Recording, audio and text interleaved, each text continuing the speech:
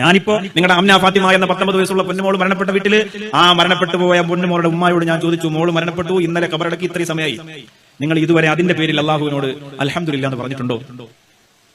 ആ ഉമ്മ അത്ഭുതപ്പെട്ട് ഇങ്ങനെ നോക്കുകയാണ്, ഒരു മോള് മരിച്ചിട്ട് ഈ മുസ്ലിയാർ എന്താണ് എന്നോട് പറയണം റബ്ബേ, അൽഹംദുലില്ലാ അങ്ങനെ പറയണം.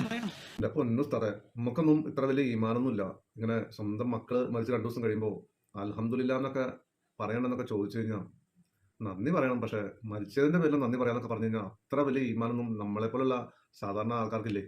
ഉസ്താദന്മാർക്കുണ്ടാവും, പക്ഷെ നമ്മളൊക്കെ സാധാരണ ആൾക്കാരാണല്ലോ. വലിയ മതമൊന്നും അല്ലെങ്കിൽ എന്താ പറയാ ഇത്ര വലിയ ഈമാനൊന്നും കിട്ടിയവരല്ല നമ്മള് സാധാരണക്കാർ. അപ്പൊ ഉസ്താദൊക്കെ അങ്ങനെയൊക്കെ ചോദിക്കുമ്പോൾ നോക്കി കണ്ടൊക്കെ ചോദിക്കണം കേട്ടോ ഉസ്താദെ. അല്ലെങ്കിൽ ചിലപ്പോൾ ആളുകളുടെ ഒക്കെ പിടുത്തം വിട്ട് പോയി.